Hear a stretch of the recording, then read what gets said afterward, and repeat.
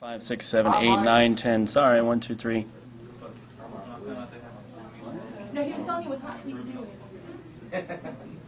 You gave me a look like I was like a student in trouble. No. You scared me, man. 1, 2, 3, 4, 5, 6, 7, 8, 9, 10. 1, 2, 3. Thank you. Sure.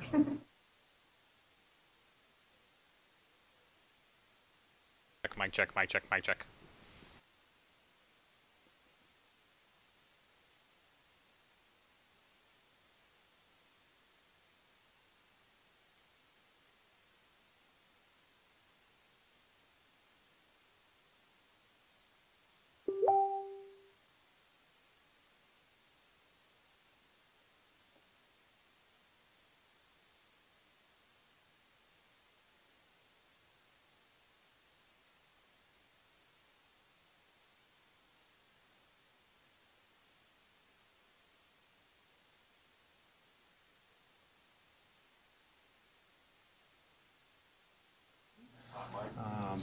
Yes. Good afternoon. You are watching live coverage from the Carolina Weather Group. It is September 10th, 2018, 2:30 p.m. Eastern Time. We are awaiting an update from the governor of South Carolina. These folks you see at the podium right now, I believe, are just doing a mic test. By any means, if you want to use the edge of the monitor. So yeah, they're just talking right now to the media gathered in the room in Columbia. I'm coming to you this afternoon from Charlotte, North Carolina. We know so many of you are watching right now from across North Carolina and South Carolina, anxiously awaiting the updated forecast from the National Hurricane Center regarding Hurricane Florence, who is now a Category 4 storm with sustained winds over 130 miles per hour. This storm expected to make landfall somewhere in North Carolina or South Carolina late Thursday into Friday. Those impacts in terms of wind and rain will be felt sometime before then, as early as Wednesday in parts. And you can see that in some of the graphics right now scrolling on the right-hand side of your screen. These are the latest from the National Hurricane Center. Again, all of those graphics slated to be updated again at 5 p.m. Eastern Time, and we will certainly bring those to you when that does happen. What we are waiting for right now on the left side of your screen, that empty podium you see, is a live shot from Columbia, where we are expecting the governor of South Carolina, Henry McMaster, and other state officials to come out and update us on the preparations in that state. What we have learned through reporting is that the governor is expected to announce here in the next few minutes, according to the Post and Courier, newspaper in Charleston, South Carolina, the governor expected to announce that all 187 miles of coastline will be evacuated in South Carolina beginning noon on Tuesday. This is information that is coming out ahead of the news conference. Now, the details, again, will be announced here shortly, but what we can likely expect, based on the information we're hearing and based on the way this has been handled in the past, is that Interstate 26 that runs from Charleston to Columbia, 2 lanes in either direction typically, will be turned around, which means that everyone will be driving westbound from Charleston to Columbia in any of those lanes. So it could be the eastbound lanes, it could be the westbound lanes. You will be traveling 4 lanes from Charleston to Columbia. Now, depending on where you live, you may decide that it's better suited for you to go south into Georgia or Florida. But if you're thinking about going north, you got to remember that in that forecast column, North Carolina is still in the line of threat here to receive some of the worst conditions of this Category 4 storm. Again, expected to make landfall later on in the week, and that means storm surge, that means heavy rain and flooding, that even means the chance of isolated tropical-caused tornadoes are always a possibility as well too. Sometimes those get overlooked when we're talking about the impacts of such a huge, devastating hurricane. That is, on the horizon. We're going to have localized events such as that, too, that will be playing out. So when you are preparing today, it is Monday. There is still time to prepare. There is still time to make plans. There is still time to get storm supplies. If you're in a situation where you are not in an area that is being evacuated and you so choose to hunker down, you're going to want to make sure you have enough storm supplies to get through for a few days. That means the basic essentials, like a gallon of water per person per day for at least 3 days, if not more. In addition to food and water, you're going to need the necessities to operate without power or electricity, possibly for a few days up to a few weeks, because if you do live in an area that loses power, which is expected to be a lot of folks, especially in the main impact of this storm, you're going to need to wait for conditions to subside before crews can come out and try to repair everyone as quickly as possible. But the frankness of that situation is it's going to take a little while.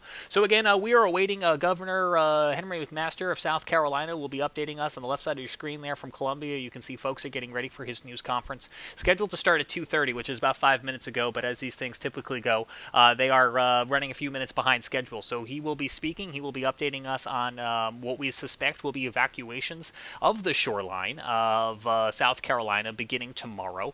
He will also have with him representatives from different state agencies, even some federal agencies like the National Weather Service will likely be in the room to give us their latest forecast as well, too. 2:36 now, September 10th, 2018. You're watching live continuing coverage from the Carolina Weather Group ahead of Hurricane Florence. You can see there on the right side of your screen the latest forecast we have from the National Hurricane Center. All this as of about 11 o'clock or so. That was the last time their update came on out, but since then, they did do a preliminary kind of intermediate update to let us know that that storm cycling right there on satellite, you can see that very well-defined eye. It is now a Category 4 storm with winds of at least 130 miles per hour. As you can see on that graphic, we do have other storms that are out there in the Atlantic, a few other hurricanes as well too, but all eyes right now on Florence, with some of those other storms not expected to impact us here in the Carolinas anytime soon or even at all. Those projected paths are going to take those storms elsewhere, which is good because by the time we're done with Hurricane Florence, we're going to want to be in a cleanup recovery mode. And you can see right now the spaghetti models and some of the forecast data here that we are continuing to monitor. You know, there's a lot of discrepancy still in this forecast, to be completely frank with you, and you can see that in the forecast cone. The reason that we still have that margin of error, whether or not this storm is going to directly impact North Carolina or South Carolina, is because it is still a few days out. And in 2018, given all the technology and knowledge we have, we can't tell you exactly where this storm is going to go. But when you look at that forecast cone, that is projecting the path of the eye of the storm. The center of the storm could be anywhere inside that cone. But what you need to remember is this storm is going to be several hundred miles wide. So, you know, even if the eye is not directly over you, the effects of this storm will be felt across both states regionally. And that's going to be, again, heavy rain, heavy winds, and localized issues such as flash flooding, maybe isolated wind damage. You know, we can't rule out possibility of some tornadic quick spin-ups that we often see in systems like this. So we all need to be prepared. And as Monday, we still have time. So if you have not yet done so, head on out and pick up some storm supplies. You're going to want them from home. You're going to want them for your car. You're going to want them for wherever you may be evacuating to. The headline of this upcoming news conference that we are waiting for is that we expect the governor here, Henry McMaster of South Carolina, to announce that there will be evacuations of the entire 187-mile coastline of South Carolina beginning tomorrow at noon. The evacuations are expected to cover some very highly populated areas, and that could maybe even include Charleston, where if you're looking to try to get out of Charleston, Interstate 26, expected to be all westbound lanes. So we'll turn around those eastbound lanes. There'll be no way to travel east from Columbia because all 4 lanes of that interstate, Interstate 26, will expect it to be westbound for traffic heading out. You know, we saw this last year for a brief time, and we're expecting to see it again tomorrow.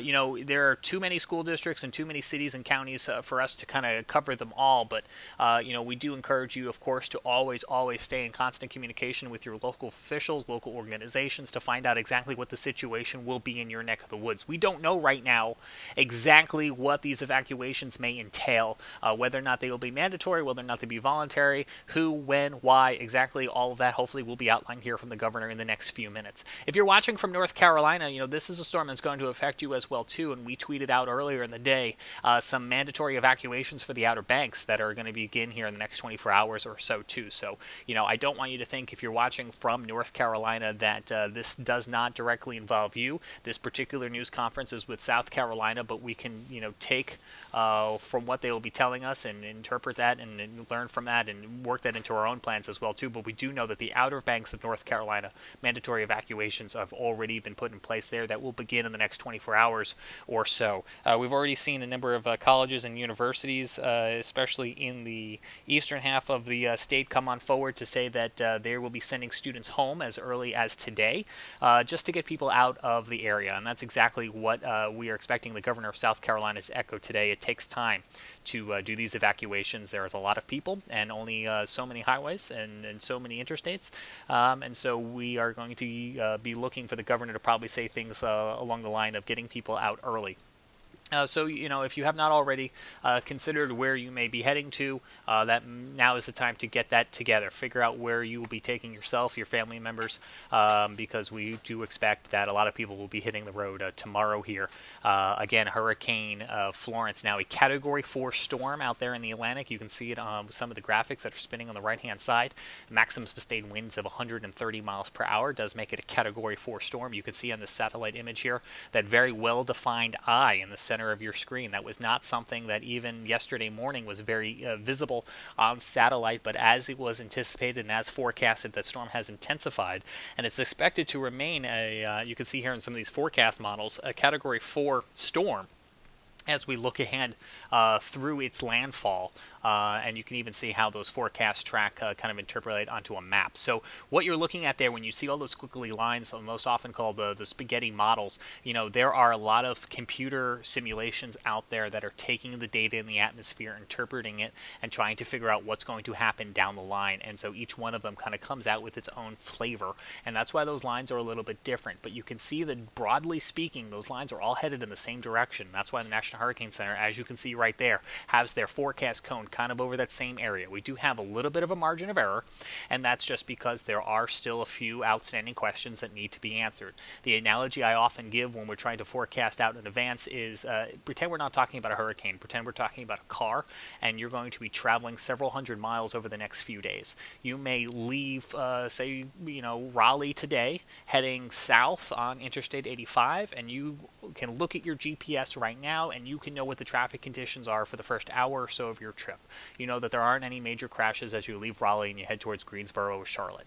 But then, as you depart on your trip, you're not necessarily sure what the traffic's going to be like when you get to Atlanta. There are just conditions that aren't present yet that are going to formulate over the course of hours, and in this case, days. And that's exactly what weather forecasting is. If you think of the atmosphere as a highway, there's some traffic out there in the atmosphere that is not yet in position.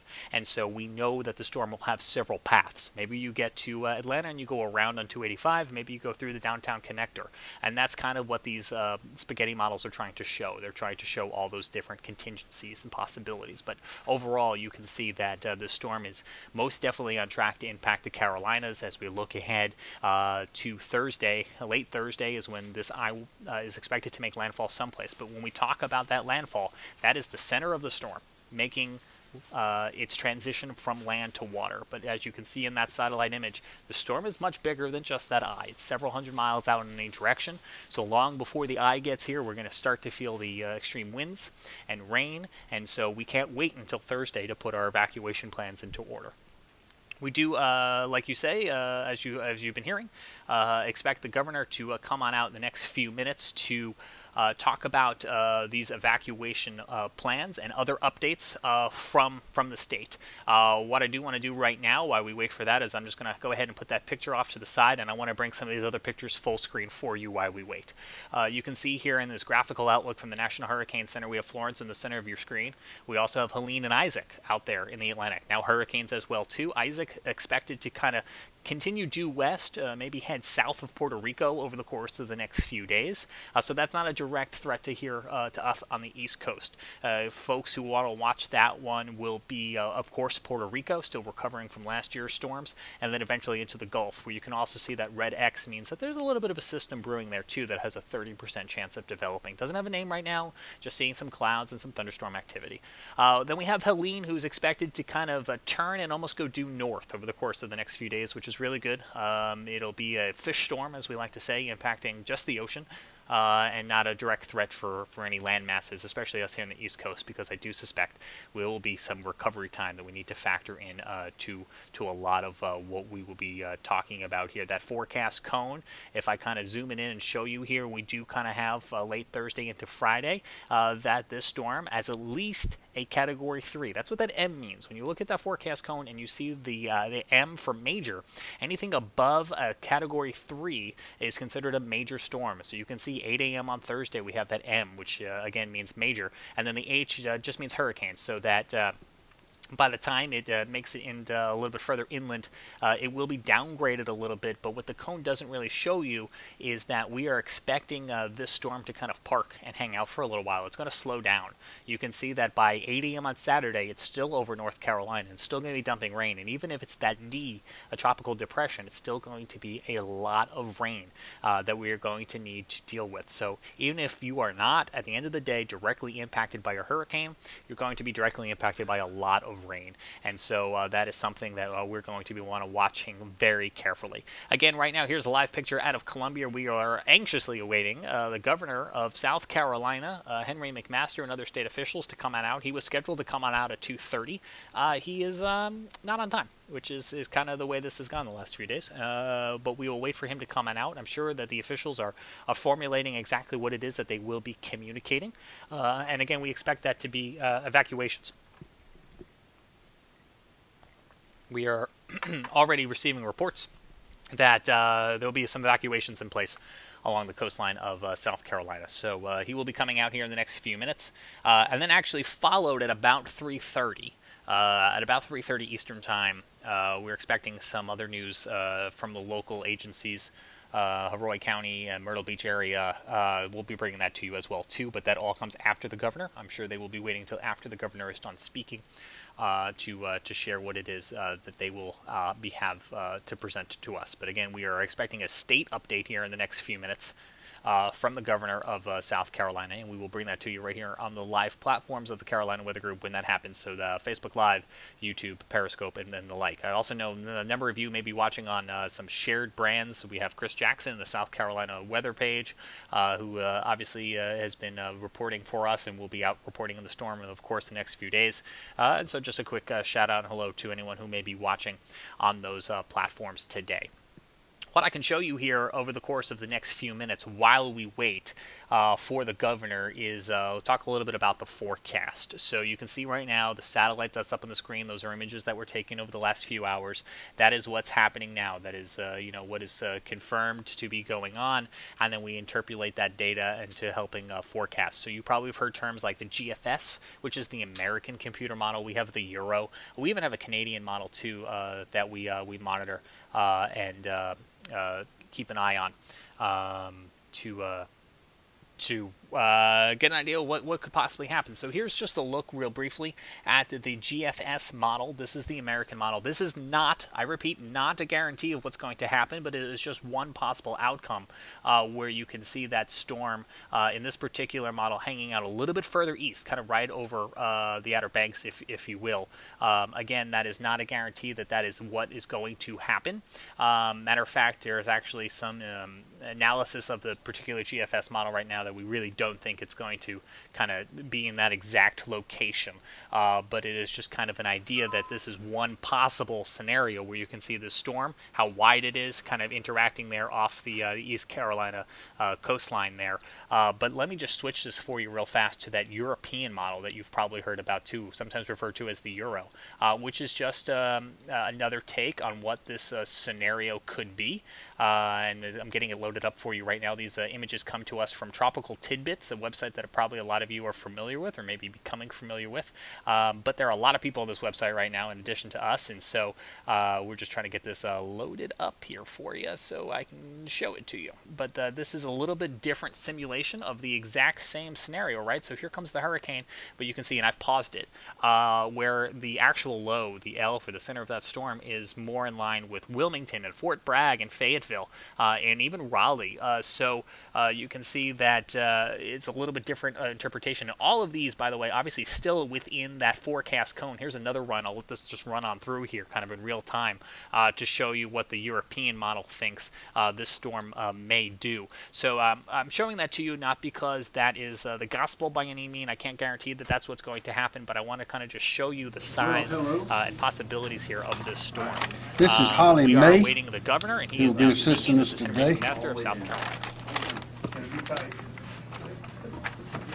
We have a number of people who will speak today, 9, including me, and we thank you for coming. We'll try to be brief, and then if you'll hold your questions till the end, we'll try to answer all of them, because some may be answered as we as we go along. We'll start with John Quagliarello from the National Weather Service. John. Thank you, Governor. Good afternoon. Good afternoon. Florence has undergone rapid intensification and was upgraded to a Category 4 hurricane with wind speeds of 130 miles per hour around midday today. The hurricane's wind field is expected to grow with time as it approaches the coast of the Carolinas. The forecast track from the National Hurricane Center has not changed significantly and is still expected to be a large and extremely dangerous hurricane when it makes landfall. While the track shows landfall across southeast North Carolina, it is very important to remember a couple of things. One, don't focus on the landfall location depicted in the Hurricane Center forecast. Instead, look at the cone of uncertainty, which shows where the center of the hurricane is likely to go 2/3 of the time. This means the hurricane can still make landfall along portions of the northern or central portions of the South Carolina coast. Two, the cone does not at all imply where impacts from the hurricane will occur. In fact, impacts will extend far from the center of Florence. For example, tropical storm force winds could extend well over 100 miles from the center of the storm, and hurricane force winds could extend 50 miles from the center of the storm, putting much of the state, even well inland, at risk for destructive winds. As for timing, the tropical storm force winds will arrive well in advance of landfall, likely sometime Thursday morning, at which time all preparation should be completed. Landfall along the Carolina coast looks to occur late Thursday or Thursday night.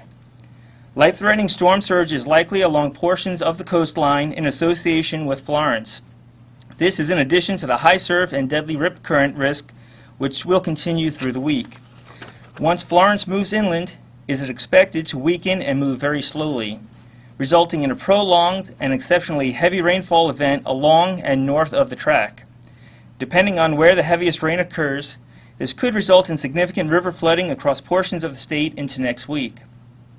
This could be the first Category 4 hurricane to make landfall in the Carolinas since Hugo. Please follow the advice of local emergency management officials for evacuation information. Thank you. Thank you, John. I'd like to point out that we are expecting more wind than we had with Hugo and more water than we had with Matthew. And the soil is moist, in some places it's saturated, and that means that all of this water that's going to be coming in on this very high velocity hurricane, which is right now is moving, and we expect to move slowly across the ground when it gets there, it'll be dumping water on us in North Carolina, all of which will flow through South Carolina, much of what's in North Carolina. So we're liable to have a whole lot of flooding, particularly in the PD area. So we got the hurricane and the surge, which may be as high as 10 feet, may be more, may be less, we don't know, coming at us from the ocean, and then after that we'll have water coming down, flooding us. So we're in for a real episode here, and what we're emphasizing, we want everybody to be prepared. Your state government, your county governments, all the volunteer organizations like Harvest Hope and Red Cross are in gear, working, and we're getting them in place through my executive order and other measures that have been taken. We've got a great team. There's no team greater than this South Carolina team, but this is a real hurricane that we have coming, and our goal is to protect lives and property. Now, we know that this evacuation order that I'm issuing is going to be inconvenient for some people. It's going to be inconvenient, but we do not want to risk one South Carolina life in this hurricane. So we're willing to suffer some inconvenience. South Carolina's a great place to live. This may be inconvenient. This is a very dangerous hurricane, but we are not going to gamble with the lives of the people of South Carolina, not a one. That's why we're doing what we're doing. Three main things. At noon tomorrow, September 11th, I have already ordered the mandatory evacuation of all people in all of the evacuation zones. And you see them there on that map. You see all those different colors. That's almost all of the counties along the coast. It affects all 8 counties, and I will read them. You see those zones, and the darker the colors, the more danger there is in those zones. There are 8 counties: Jasper, Beaufort, Colleton, Charleston, Dorchester, Berkeley, Georgetown, and Horry. There are plenty of ways you can go online and find out exactly where your zone is. You can call the authorities. But as of noon tomorrow, I'm ordering a mandatory, not voluntary, but mandatory evacuation of everybody that is in those zones. Now, how are we going to get everybody out? We issue an order for that too. At noon tomorrow, we're going to reverse the lanes on 4 big roads leading from the coast. There are a lot of evacuation routes on different roads leading from the coast, and you can find them online right here with the Emergency Management Division and other places as well. But there are 4 on which we're going to reverse the lanes so that all of the lanes will be leading out. Starting at noon tomorrow, you can't go to the coast on these roads. You got to come away from the coast. And they are I-26 leading from Charleston all the way to Columbia will be one way, and that's away from Charleston. Highway 501 in Myrtle Beach will also be reversed, leaving Myrtle Beach, not going to Myrtle Beach. Then highways 278 and 21 in Beaufort County will be ready for reversal with people standing by at noon, and we'll make the decision then whether to reverse at that moment or to do so later. So those are the 4 roads that will be reversed. I've also issued an executive order to get people out of the way and to make way for the people. There'd be about 1 million people we think will be leaving the coast trying to escape this big hurricane, about 1 million people. So we have to clear the roads and get people out of the way so these can come through. And also, by closing some of these offices, the people in those offices, those state offices, can work in the emergency management capacities that they already work in. I've ordered the closing of government offices, state government offices, not county, state government offices, not municipal, but state government offices in 26 counties, except for essential emergency personnel. Those counties are shown in red here. There's 26 of them, and I'll read them to you. These are in alphabetical order. They're Aiken, Allendale, and these offices will not be open tomorrow at all. The schools, the state offices and the schools will not be open at all tomorrow.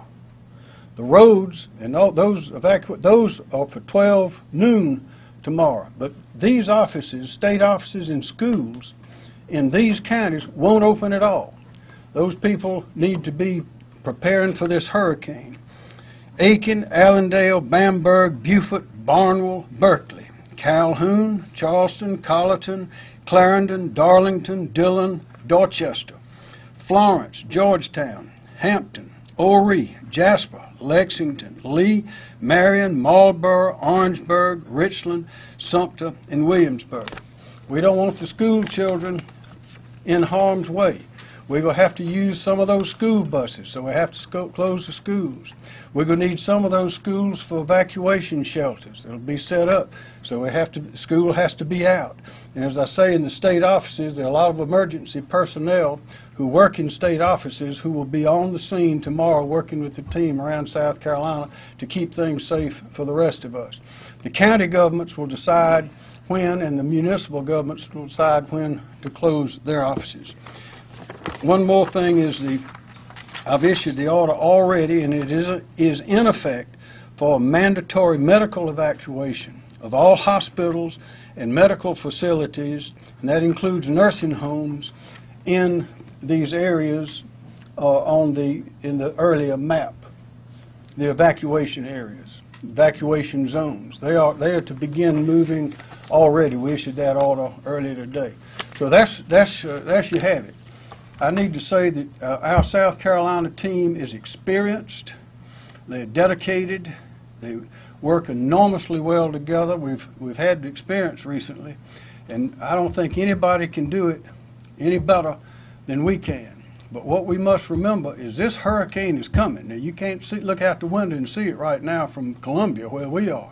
But if you were to go out there in the ocean, and just before long, you might find winds of 155, 145 miles an hour, and we know it's going to hit somewhere to have a dramatic impact on South Carolina. Whether if it hits closer to North Carolina, then we still know that throughout South Carolina we'll have heavy rains, we'll have heavy winds, we're going to have power lines down.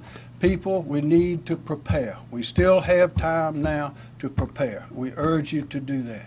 General Livingston. Thank you, Governor.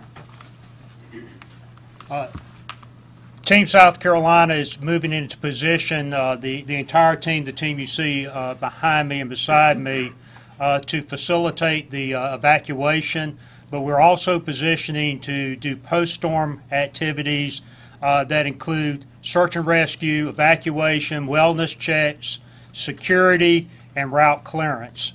So we are well positioned with people that are already in position to not only deal with the storm as it comes in, but also deal with the aftermath of the storm. From the National Guard perspective, we currently have 1,600 soldiers on duty, and that number will increase as the needs increase. We suspect it will go well past 3,000 as we go into Wednesday.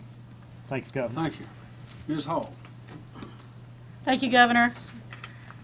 Currently, the South Carolina Department of Transportation has over 3,000 employees ready to deploy into the area and engage in our response and recovery operations.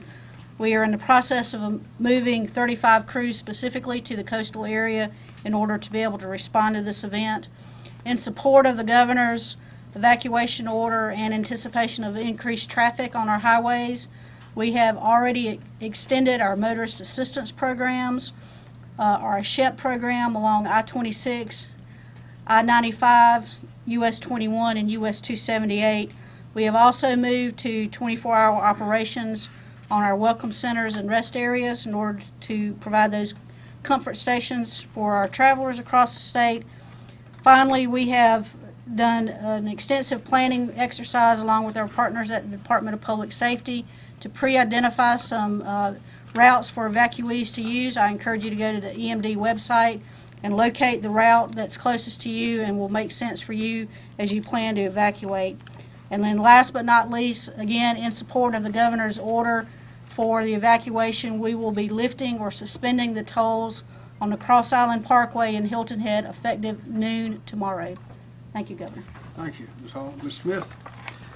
Thank you, Governor. Leroy Smith, Director of the South Carolina Department of Public Safety. As the Governor stated, we are planning for a full coastal evacuation, including the 4 lane reversals that the Governor mentioned earlier.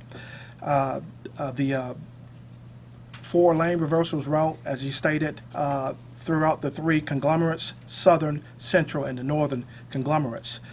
We are planning for a large-scale evacuation. We want to maximize the use of all lanes.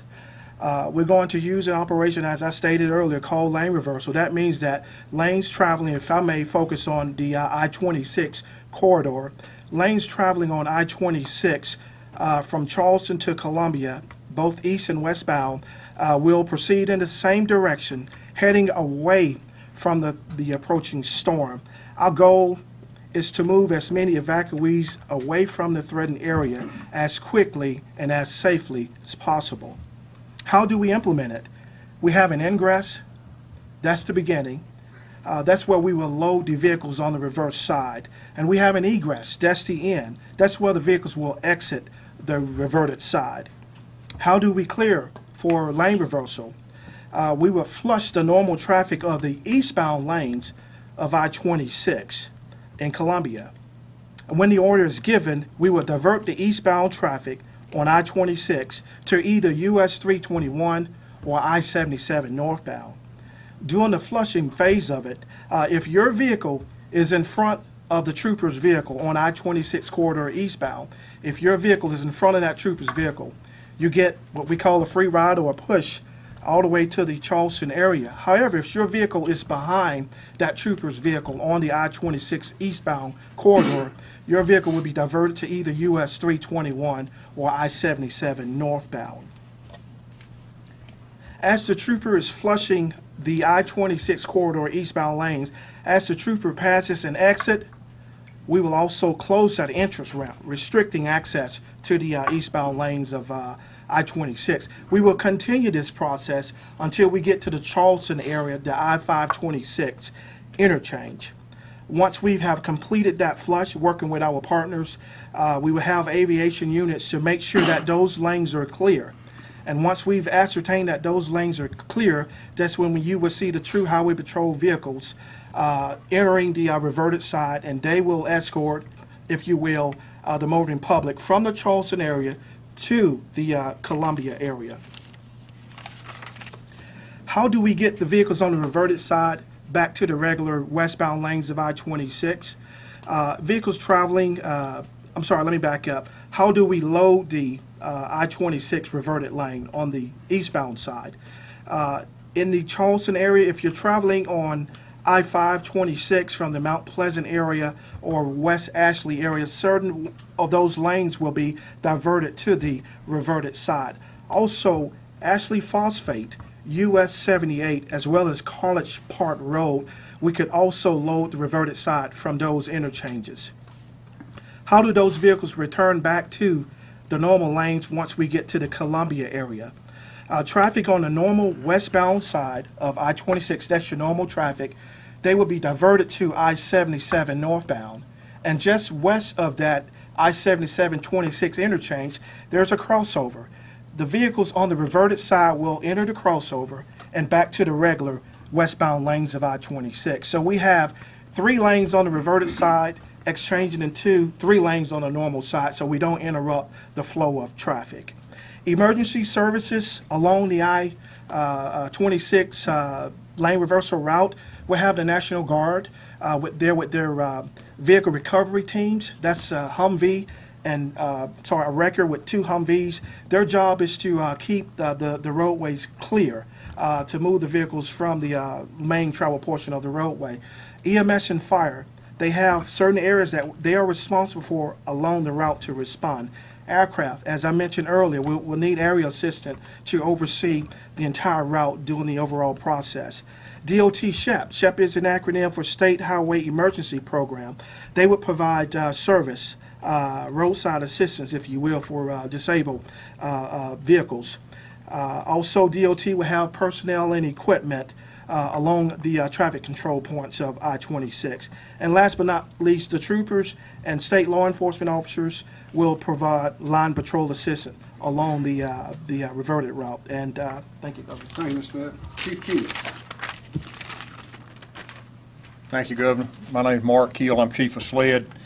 In preparation for response to Hurricane Florence, 444 state law enforcement personnel have already been deployed to the coastal regions.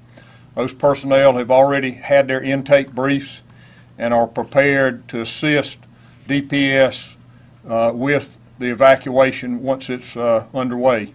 Those personnel will also assist in a security mission of those areas evacuated.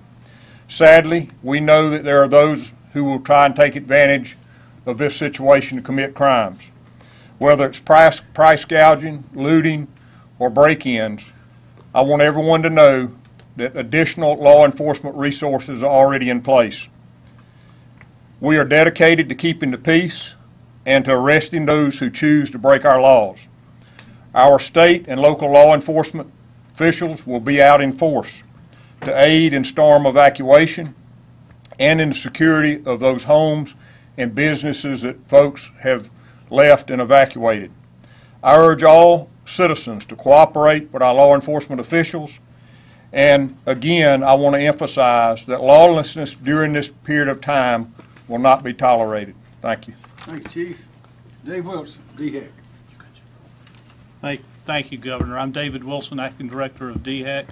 As with the rest of Team South Carolina, DHEC has been in preparation for Hurricane Florence. We have earlier today sent out a notification, a statewide press release, asking dam owners to lower their water levels in their dams and in their impoundments to be ready for the heavy anticipated rainfall.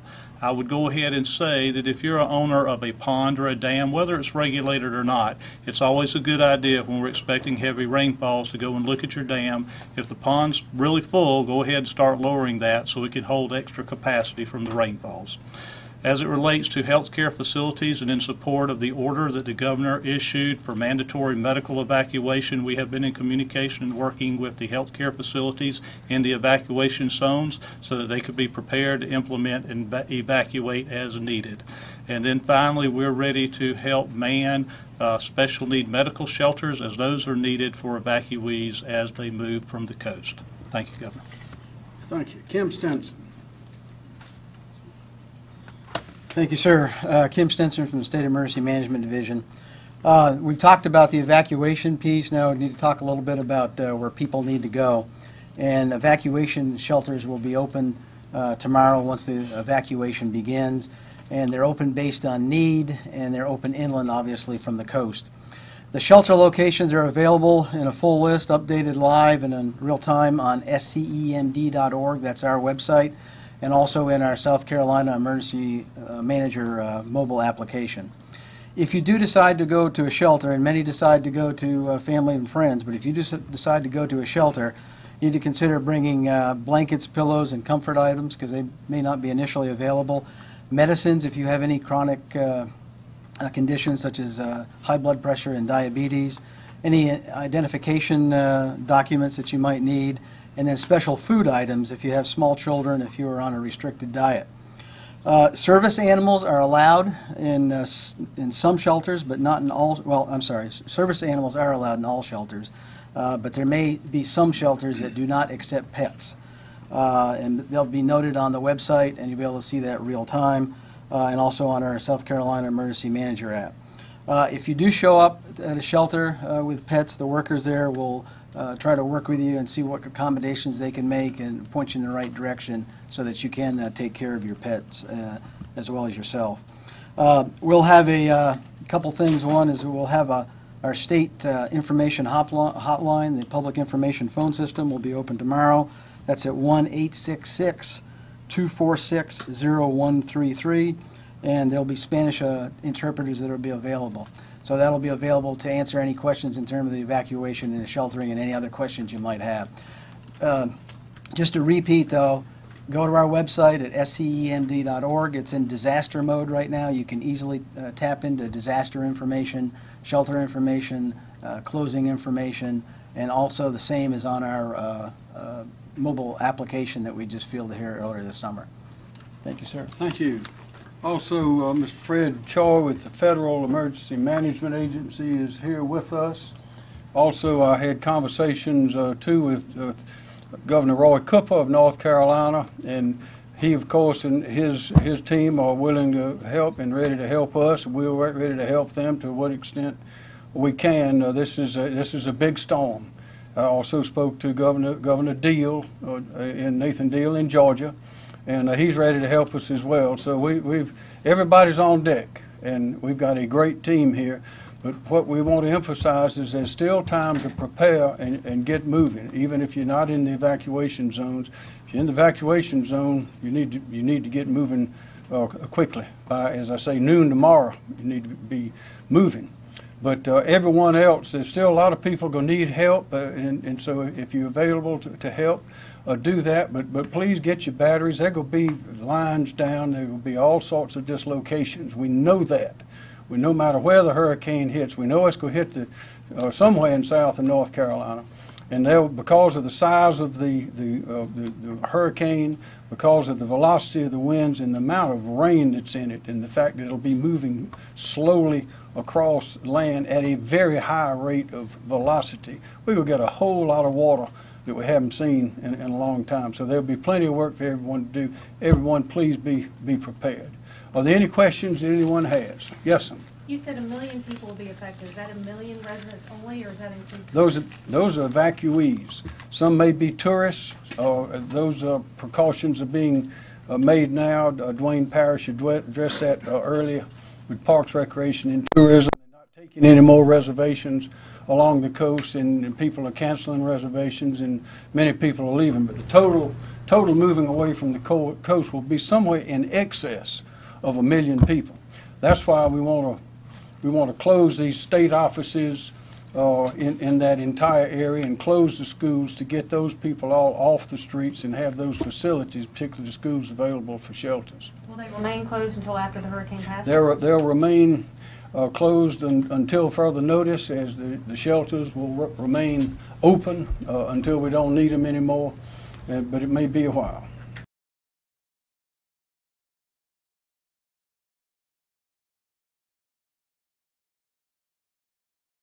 You've been watching a news conference with South Carolina Governor Henry McMaster.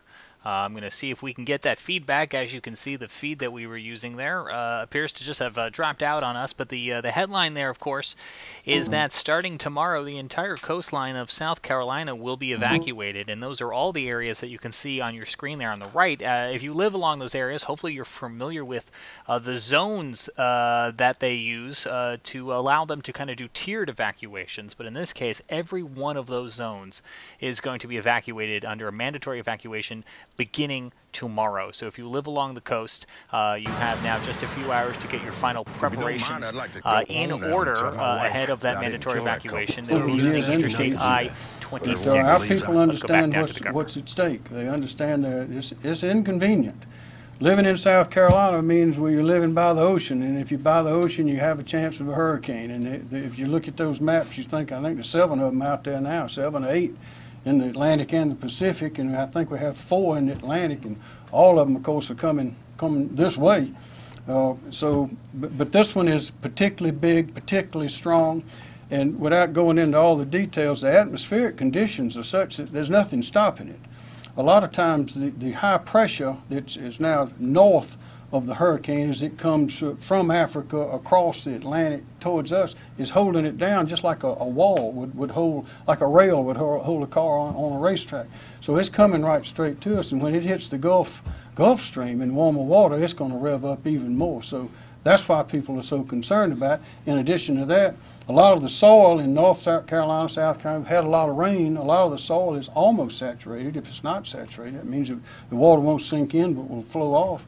And because the hurricane appears to be going to move slowly across ground as it goes, not in velocity, but in its 5, 6, 7 miles per hour, whatever it is, that means a lot of rain will be dumped on us. So this is a big hurricane. On hospitals, how many I know this is probably a question for DHEC. Yes. How many hospitals, medical facilities are affected? How many patients might be affected? Yes, sir. There are a total of 177 healthcare facilities that are impacted, 19 hospitals, an additional 5 that are associated with correctional facilities. I would have to provide you the breakdown on the number of beds and people affected later. Governor, yes. When we talk about closings for schools, what advice can you personally give to parents, to teachers, anything else that you can tell them as this is in effect? I would say this would be a very good teaching opportunity to get one of those brochures that are readily available online from the Emergency Management Division. And we have copies here someplace. They've got all sorts of illustrations and facts and figures and illustrations that show exactly what's going to happen. But use this as a teaching experience, both of how weather is and how hurricanes work, but also how the government and private citizens work to protect each other and get people out of harm's way. And again, what break that down? School children at closing schools, what went into that? And state offices. They will close. They will not open back up tomorrow. State offices, except for essential emergency type personnel, and also, but all schools, all public schools in those 26 counties will not open tomorrow. That'll keep those people off the road, open the roads up for people who are evacuating the coast, and also it will open up the schools for use of the school buses, and also to use those schools for shelters as need be. So we're taking it very seriously, as you can tell, and we've got a great team to do it. With Interstate one-way to Columbia, do you have any idea of the hotels availability for those evacuating so far? Dwayne Parrish of Parks, Recreation, and Tourism told us earlier today there are still hotel rooms in Columbia, there in Greenville, and Spartanburg. And there's a horse trials, an equestrian trial going on in Tryon, North Carolina. I think they have 800 horses there. So they have a lot of people visiting up in that part of the state, which is So that's adding to the number of people there, but that's one reason we want to have all of these schools open, so as necessary, we'll be able to put as many people up as possible. Governor, with all those schools closed, are there any plans in place to use those school buses to evacuate people at shelters farther north if needed, like we have in the past? That's exactly one reason we're closing those schools, is to make those buses available as needed. All of them probably will not be needed, but some will be, and they'll be available. So there are parts of the coastal counties that aren't in the evacuation zone? That's correct. What would you say to those people who live in a coastal county that isn't in the zone? What should they do? I'd say get prepared and move. That's good. Most of those 8 counties, most of the counties, some of all the counties, some of 2 or 3, I think, no, Horry, maybe some of Berkeley, maybe some of Dorchester, some of Jasper are not included, but most of the counties, except for Horry, the majority of each county, all of Charleston, all of Beaufort, a lot of Colleton, it's most of the coast, and it goes way in. I'd say don't take a chance. This is not the time to take a chance, because by the time you figure out that you shouldn't have taken the chance, it's too late to correct it. And so that goes back to what I'm saying. We do not want to gamble with a single South Carolina life. We want to rather be safe than sorry. And if the hurricane miraculously overnight decides to go elsewhere, then we can take corrective action. But we have stood up our emergency response team. It's a lot easier to stand down than it is to get organized and stand up. But we're up, and we're going to stay up, and we're going to protect the people of this state. The evacuation starts noon tomorrow. What time might DOT start closing things down so that people can't get out after a certain time? They will not be able to go on that road after afternoon. Yes, sir. Can we? Okay, she'll explain. Director Smith, if you would. Okay. Please. Thank you. DOT would start, with respect to the I-26 lane reversal, DOT would start to set up about 5 a.m. Tomorrow morning, and we will start the flushing phase at 8 a.m. Just want to let you know, the flushing phase starts in Columbia. So if you're in the Charleston area, you're okay. And as I mentioned earlier, since the flushing phase starts in Columbia, if you're in front of that trooper, you can continue to travel to the Charleston area, and as we pass an exit, we will close access to an entrance ramp. So basically 5 a.m. to set up. The troopers will be in the road starting at 8 a.m., starting to flush from Columbia to Charleston, and we'll work our way down to the I-526 interchange. But at noon, the gate will open in Charleston, and they can get on and go back on either side of the highway. That is correct. This is just an open-ended question for whoever can, but there's people that can't necessarily leave on their own. They don't have those means. Again, what do they need to know about how they will receive help getting out of these affected areas? Well, that's where the preparation comes in. Who would like to answer that? Go ahead. In any county, you can contact your county emergency management office, and they'll help you with that transportation. And you can also call the public information phone system, and we can refer you out to somebody there as well. But the time to do that is now. And start making that plan. Could you say that number again? Yes, it's 1-866-246-0133. Next question. So USC will be closed tomorrow morning Yes. along with all the schools? Yes. Through whenever the hurricane? Yes. Until further notice. Any more questions? Thank you very much. As we hear things, we'll alert. Thank you.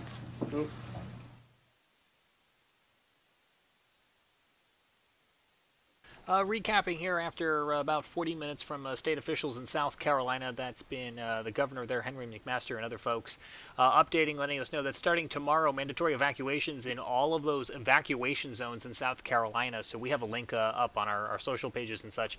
You can just Google South Carolina, know your zone. Hopefully, if you live along the coast, you're familiar with the different tiers there, the different evacuation zones. All of those will be evacuated under mandatory evacuation starting tomorrow at noon. As you heard, Interstate 26 from Charleston to Columbia area will be turned around, which means that all lanes, the 2 lanes that traditionally go eastbound and the 2 lanes that traditionally go westbound, all 4 of those will be used exclusively for westbound traffic starting tomorrow to assist with the evacuation of what the governor estimates to be about 1 million residents and tourists. Coming up in the next few minutes, we will have another news conference, this one from the Myrtle Beach area with local officials, county officials speaking there, but we will start that on a fresh stream. We will do that on a fresh stream so that folks who need to come back and watch it later can easily do so. So if you haven't already, we do invite you to subscribe, like, follow, turn on those notifications to the Carolina Weather Group on Facebook Live, Twitter's Periscope, and YouTube to be notified of continuing coverage of Hurricane Florence.